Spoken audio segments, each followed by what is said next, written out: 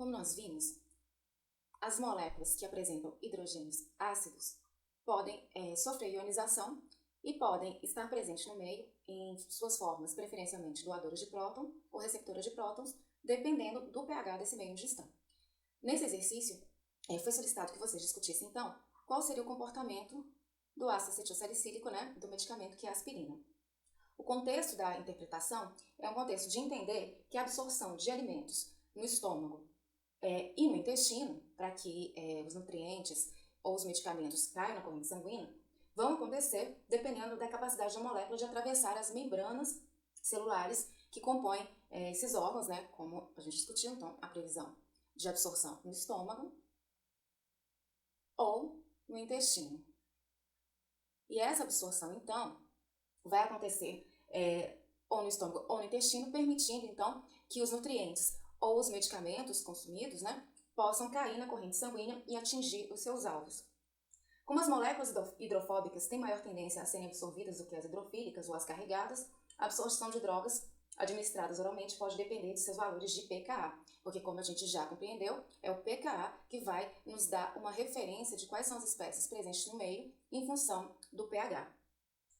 E então, dessa forma, o que nós precisamos entender para prever essa absorção e quais os estados presentes para este composto, que é a droga que será absorvida, é compreender o pH dos órgãos, que seriam os órgãos que nós vamos avaliar esse potencial de absorção.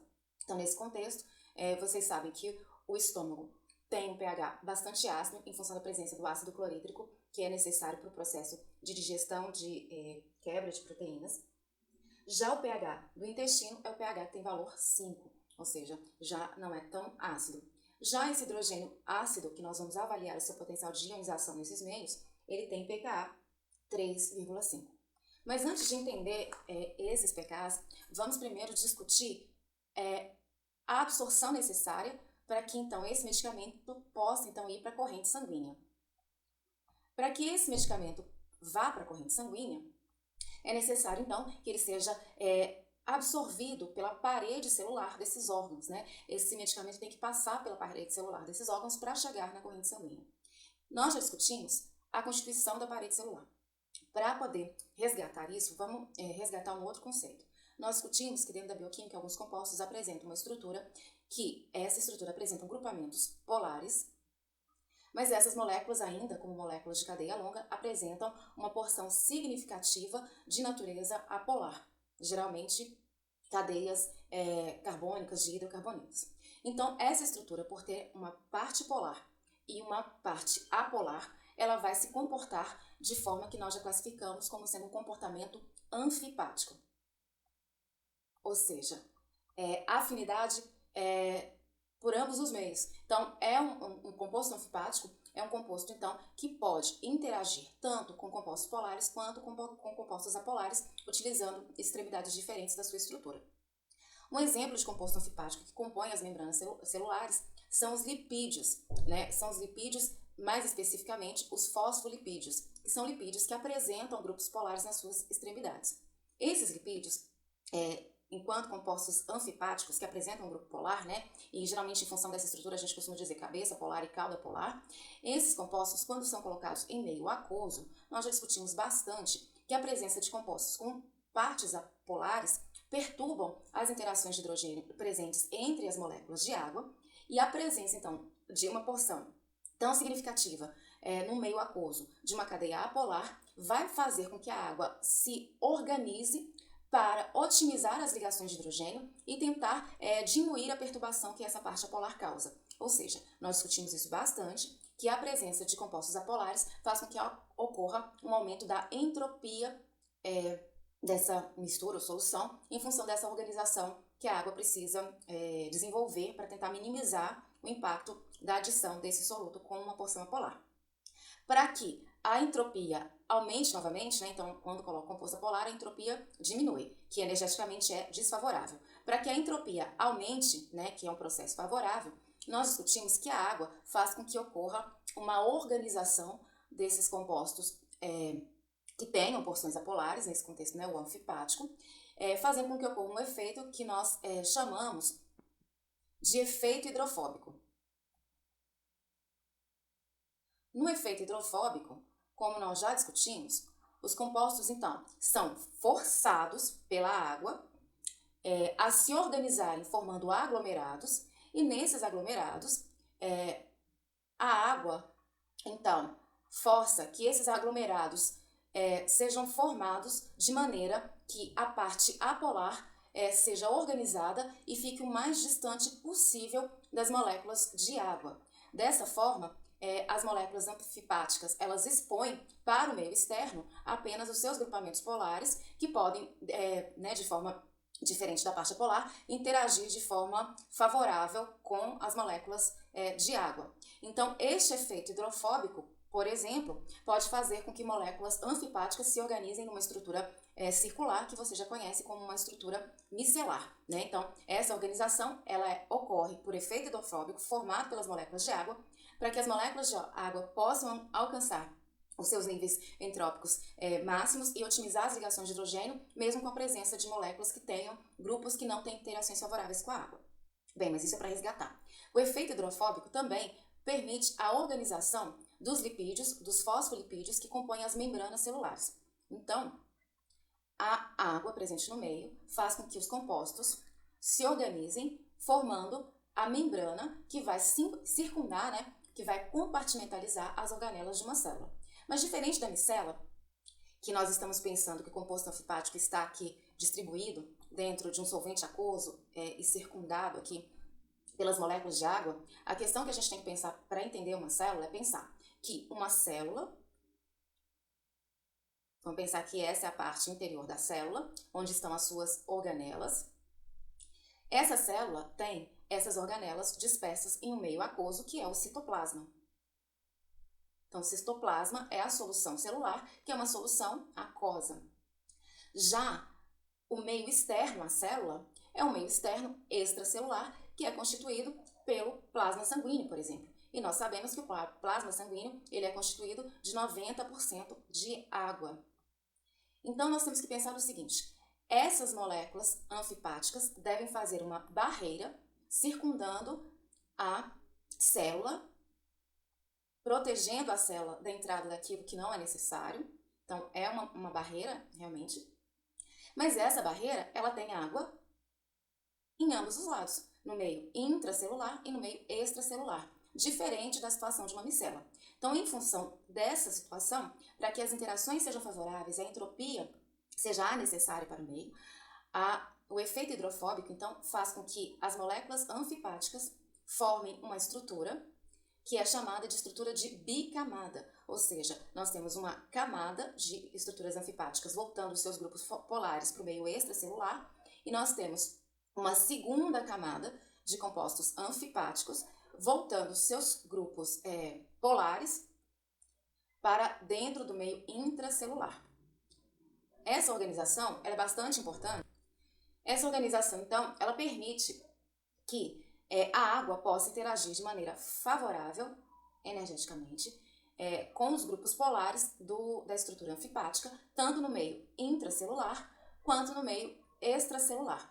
Então, é uma lógica semelhante à lógica da formação das micelas, mas nós temos que pensar que a membrana, então, é uma barreira, e essa barreira ela vai isolar o meio intracelular do meio extracelular, mas precisa interagir de maneira favorável com dois meios polares externos. Então, a estrutura de bicamada lipídica organizando a estrutura apolar para o interior da bicamada, forçada pelo efeito hidrofóbico que a água exerce, faz com que sejam otimizadas as interações de hidrogênio que ajudam a estabilizar a bicamada e, além disso, deixam o mais protegido possível a parte apolar para que não ocorram interações indesejáveis energeticamente com as moléculas de água.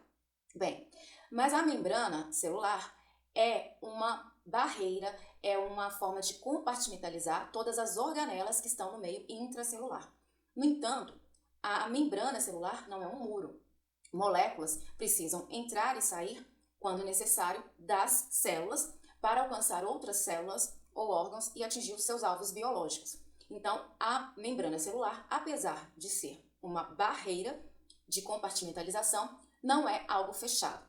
Ocorre a passagem de moléculas para o interior da célula e para o exterior da célula. Então, se uma célula específica faz a produção de uma molécula, como um hormônio, por exemplo, Essa molécula deve atravessar a barreira, a membrana celular, para sair da célula, alcançar o meio extracelular e, na corrente sanguínea, alcançar os seus alvos biológicos. Então, a membrana vai organizar as suas moléculas de forma a tornar a membrana uma proteção fluida, tá? Então, moléculas conseguem passar. Mas vamos analisar quais moléculas conseguem passar por essa barreira.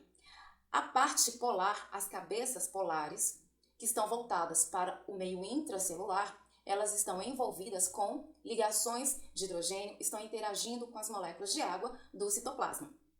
Já aquelas que estão externas à membrana, elas estão voltadas para o meio extracelular e, da mesma forma, estão estabelecendo interações de hidrogênio e essas cabeças polares estão participando disso. Então, quando um composto vai sair da célula e ganhar o meio externo, ou um composto vai entrar na célula, passando pela membrana, o obstáculo a ser vencido para essa movimentação é o interior da membrana, que é constituído por cadeias apolares. Então, a entrada e saída de componentes, ela é regulada por vários fatores, mas pensando em afinidade, numa representação simplificada, pela polaridade das espécies. E isso aqui é importantíssimo de compreender. A água é uma molécula pequena. Pensando que a membrana celular é fluida, seria perfeitamente possível pensar que o meio intracelular ele é mais concentrado. Já o meio extracelular, né, a corrente sanguínea, é um meio de concentração menor. É fácil pensar, né? Tudo que é importante está dentro da célula. O sangue está transportando, mas tudo uma concentração menor. E outra forma de entender isso é que o plasma sanguíneo tem 90% de água. Então, ele é mais diluído. Pensando no gradiente osmótico, a água, como uma molécula pequena, considerando que a célula teria um meio mais concentrado, a água entraria para dentro da célula e faria com que a célula pudesse se romper em função desse volume de água aumentado. Ou ainda, para impedir a entrada da água e manter um gradiente de concentração, mantendo a concentração dentro da célula maior do que a concentração externa, seria necessário uma grande quantidade de energia para evitar essa entrada de água, para evitar a osmose. Então vamos pensar, o que ajuda e impede essa entrada de água? O que impede é que a água é polar, extremamente polar. E o interior da membrana é apolar. Então a água, para poder sair do meio extracelular e entrar na célula, a água precisaria vencer todo esse percurso de moléculas apolares que ela não apresenta afinidade. Então, isso não vai acontecer, né? Não dessa forma. O transporte de moléculas polares para dentro da célula é feito de forma muito específica, por exemplo, feita por canais, que são verdadeiros túneis que são feitos dentro da célula, né, de fora da célula para dentro da célula, e nesses túneis, né, que são os canais iônicos, íons, compostos polares, podem atravessar por meio desses canais, e não pela membrana. Mas isso é assunto mais à frente. Aqui, nesse momento, o que eu quero que vocês entendam? Eu quero que vocês entendam que qualquer coisa que precise sair de um órgão ou de uma célula para ganhar outro meio, precisa atravessar a bicamada lipídica, que é a membrana celular.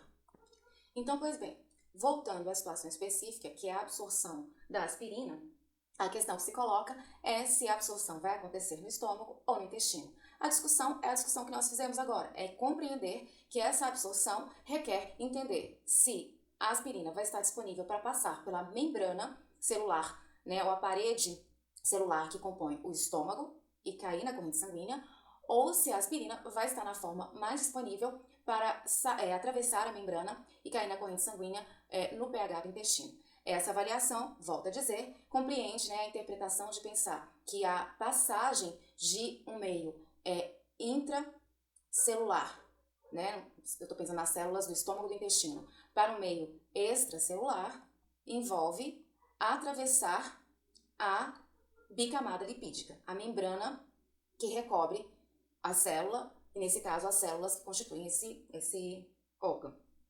Então agora vamos pensar. A polaridade de um composto, ela é determinada pela sua estrutura. Mas nós já discutimos que ácidos fracos, pK 3,5 é de um ácido fraco, podem sofrer ionização dependendo do meio, e a ionização pode fazer com que a polaridade desse composto aumente ou diminui em função do seu estado em um determinado pH. Fazendo a avaliação dessa estrutura, qualitativamente, nós já poderíamos responder essa questão. Como que a gente poderia fazer essa avaliação qualitativa? Vamos lá.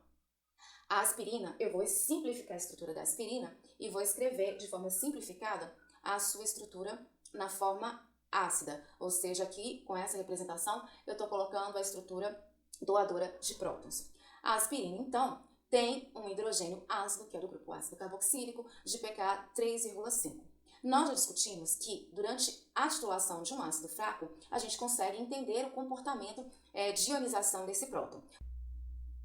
Então, a ionização de um próton de um ácido fraco, como nós já discutimos, durante um processo de titulação, ocorre dentro de uma faixa que pode ser compreendida como sendo o início da maior remoção desses prótons numa faixa de pH do meio igual ao pKa do grupo menos 1 unidade. E essa ionização procede e ela é máxima quando o pH do meio atinge um valor igual ao pKa do grupo mais 1. Ainda, essa região de reatividade, que nós chamamos de faixa de tamponamento, é ainda a região que nós temos como ponto ótimo, onde a reatividade desse hidrogênio de um ácido fraco vai fazer com que ocorram variações mínimas no pH do meio, é o ponto médio, onde pH é igual a pKa. Em termos práticos, a gente pensando para essa estrutura, que é o do ácido salicílico, nós já podemos colocar as seguintes referências. Nós podemos pensar da seguinte forma. Vamos lá. Quando eu falo em pH, nós já sabemos que o produto iônico da água é a concentração de prótons vezes a concentração de íons hidróxido, e essa concentração tem que ser, o produto dessas espécies, o doador de próton e do aceptor de próton, tem que ser igual a 1 vezes 10 a menos 14. Esse produto iônico ele é sempre mantido ajustando as condições em função da concentração do doador de prótons e do receptor de prótons. Ou seja, dentro desse equilíbrio, se aumenta a concentração da espécie doadora de prótons, a gente tem um pH ácido. Dentro desse equilíbrio, se diminui a concentração da espécie doadora de prótons e aumenta a concentração da espécie receptora, nós temos uma condição básica. Então, simulando uma titulação, o que nós discutimos é que se a esse meio for adicionado equivalentes de hidróxido, num primeiro momento ocorre um impacto grande no pH do meio. Esse impacto grande decorre do fato de que os equivalentes de hidróxido adicionados vão reagir com os prótons do meio, preferencialmente. E ao reagir com os prótons do meio, acontece uma reação de neutralização, Ou seja, ocorre a formação de água. Consequentemente, os íons hidrônio estão sendo consumidos nessa reação com os hidróxidos que são colocados durante uma titulação. O equilíbrio do produto iônico da água precisa ser restabelecido, e ao ser restabelecido, ajustando essa relação, a gente tem como consequência que a concentração de íons hidróxidos relativa agora ela é maior, e em função disso o pH aumenta. Mas nós discutimos que o pH vai sofrer variações mais lentas se neste meio estiver um ácido fraco. E este ácido fraco, dentro dessa faixa, vai fazer com que o pH varie de forma mais lenta. Por quê? Porque dentro dessa faixa, um ácido fraco, que teria uma ionização muito pequena, considerando apenas o seu pKa, à medida que o pH vai variando dentro dessa faixa, esse próton começa a reagir com o meio, ele começa a ser abstraído. Então, à medida que a gente coloca íons hidróxidos, qual a interpretação que a gente vai fazer? O pKa é 3,5, Então, pH igual a pKa, então significa pH 3,5. pH menor que o pKa, pH 2,5. Maior, 4,5. O que eu vou entender? Em pH menor do que 2,5, existe uma fração mínima desses prótons que vão estar perdidos no meio, por um processo de ionização, considerando o equilíbrio ácido fraco de um ácido fraco. A gente já discutiu, em termos de estabilidade, a maior tendência é permanecer na forma molecular. Então, em pH abaixo de 2,5, nós temos que uma fração mínima foi convertida na sua forma aceptora de prótons, uma fração mínima foi convertida, e o equilíbrio então é estabelecido com a maior parte na sua forma molecular. Mas à medida que o pH aumenta e atinge o pH igual ao pKa do grupo menos 1, que é 2,5, ou seja, vou adicionando base até chegar em 2,5. Em 2,5, essa abstração do próton, a ionização já começa a acontecer numa taxa maior. Então eu já tenho uma quantidade maior da base conjugada formada. À medida que o pH aumenta, nós vamos ter uma variação lenta de pH, A variação de pH em função à adição de hidróxido, ela ainda é lenta. Primeiro ela é brusca, né, porque a reação, como eu descrevi, é com os prótons no meio. Quando a reatividade alcança o pH do ácido fraco, nós temos a região de tamponamento, onde a curva já tem uma inclinação menor, mostrando uma variação de menor de pH. Essa faixa, então, nós já discutimos que o ponto médio dela é a região onde pH é igual a pKa. Nessa região, nós podemos dizer que metade das espécies estão na sua forma ácida, ou seja, doadora de prótons, e metade já sofreu ionização e está na sua forma básica, receptora de prótons. Então, é isso que esse equilíbrio está descrevendo. Em 2,5, essa reatividade aumenta, uma fração maior das moléculas sofre ionização. À medida que o pH vai aumentando pela adição de base e atinge 3,5, o pH varia lentamente, mas nesse momento nós temos pH igual a pKa, então nós temos a concentração das espécies, onde 50% está molecular e 50% está ionizada. Em pH igual a pK mais 1, que seria 4,5, aqui a gente entende que acima de uma unidade do pK do grupo, a gente entende que esse hidrogênio foi todo ionizado, perdido para o meio. Ah, mas é um equilíbrio, então o equilíbrio retorna. Então, o que vai acontecer aqui em pH acima de 4,5? Em cima de 4,5 já é o contrário. A maior parte está na forma iônica, na forma base conjugada, e uma fração mínima vai estar com o próton ligado. Então, a gente pode assumir que 4,5 seria o limite para que a espécie ácida seja a predominante. Então, vamos limpar de novo o raciocínio para a gente voltar a entender. Então, eu estou dizendo que se o pKa desse grupo é 3,5, significa que esse próton ele é perdido para o meio entre os pHs, né, o pH do meio, que vai ser entre 2,5 até 4,5. Em pH menor que 2,5, prevalece a forma ácida, com o próton ligado. Em pH acima de 4,5, prevalece a forma ionizada, a forma básica, ou seja, aqui eu vou chamar de 1, que é a forma ácida, doadora de prótons, e aqui eu vou chamar de 2, a forma básica, receptora de prótons. Ok? Qual é a nossa interpretação em termos de polaridade? A estrutura 1, ela não apresenta carga líquida. Então, essa estrutura tem uma polaridade menor. Já a estrutura ionizada, o grupamento carregado devido à perda do próton faz com que a polaridade dessa estrutura aumente muito, porque ela agora é iônica. Então, é uma estrutura muito mais polar.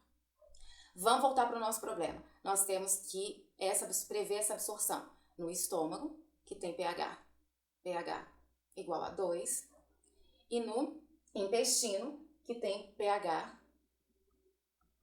igual a 5. Já conseguimos responder. Já discutimos que para atravessar o órgão, o composto, o nutriente, precisa atravessar a bicamada lipídica, que tem o interior apolar. Já discutimos que esse composto vai ter sua estrutura variando em função do pH do meio. pH acima de 4,5 prevalece a forma ionizada. pHs abaixo de 2,5 prevalece a forma molecular. Então vamos pensar, qual é a estrutura que estará predominando em pH 2, ou seja, no estômago? A estrutura que está predominando é a estrutura 1, ou seja, a forma ácida, em função do pH do estômago. Qual é a estrutura que está predominando no intestino, que predominaria no intestino? Que predominaria seria a estrutura 2, porque o intestino tem pH 5 e nós sabemos que em pH superior a este valor prevalece a estrutura ionizada. Então aqui já deu para entender. Se a absorção preferencial são das moléculas de menor polaridade, a gente já consegue prever que a absorção da aspirina é no estômago. Então, qualitativamente, é possível prever qual é a espécie que irá predominar, fazendo a interpretação da faixa de reatividade de um hidrogênio ácido, sabendo que essa faixa de reatividade tem como referência o pKa do grupo, e essa reatividade ela acontece uma unidade de pH acima do pKa até uma unidade de pH abaixo, desculpa, porque eu inverti, e acima, tá? Então, em função da ionização, a gente prevê a polaridade. Em função da polaridade, a gente consegue prever vários comportamentos, por exemplo, o de migração. Mas, de onde eu tirei essa relação? De onde eu tirei essa relação, principalmente essa referência de pH igual a pKa, para a gente prever a situação, para a gente entender em qual é o pH do meio, que a forma básica vai ser 50% e a forma não ionizada vai ser também 50%.